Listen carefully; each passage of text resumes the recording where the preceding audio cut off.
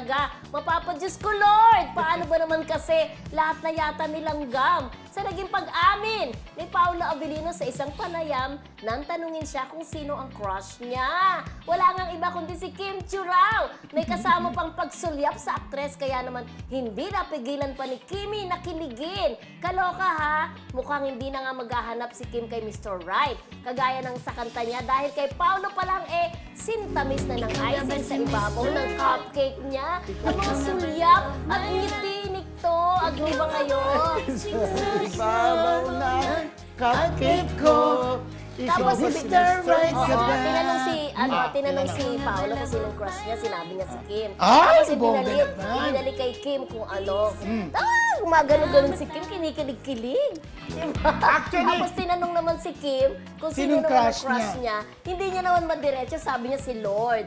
Sabi niya. Pero alam sino. naman natin na Pero yun alam kung naman sino. natin. Pero, di ba alam naman natin na nung una pa lang, wala pa naman sa ABS itong si Paolo. Talagang wini-wish niya na makatrabaho si Kim. Correct. So, ibig sabihin noon pa talaga, ay crush niya na si Kim. Correct. At pinapanood daw niya dati sa Pinoy, Pilipinas Got Talent, di ba sabi niya? Di ba pala Got Talent, Pilipinas Got Talent? Mahilig siya sa chinita, no? Oo. Di ba si LJ may pagka-chinita rin? Chinita ba yun? Wala!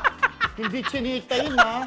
Meron, may Oo. pagkasingkit din ang mata ni LJ. Pagkasingkit, oo, tama. Pero di ba, para sa akin, at least yung pagkakaroon mo ng crush kay Kim ay lumagpas na. Yes. Dahil hindi na nila naitago ang kanilang relasyon sa At sweetness congratulations overload nila. sa first day, di ba ngayon? Ay, March Wednesday! 26. Congratulations! Oo, Congratulations! Tatakbo Blockbuster tayo ang movie. mamaya. Oo, tatakbo tayo Yes, after mamaya. po ng di ba? Yes, Oo. meron kami black screening. So, Correct. sumugod See you na kayo. there.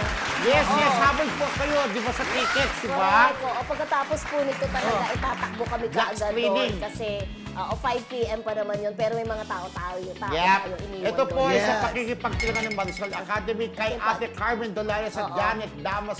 Hello, Ate Carmen and Janet. Thank you, Ate Carmen and Norm. Ate Janet. Ate Cecil and si Marcelita. Marcelita, hello! Mag-uusap tayo, ha? Yan, alam mo na. Na nasa ibang Marcelita, lugar. Diyos ko. Ate Norma Melissa, hello!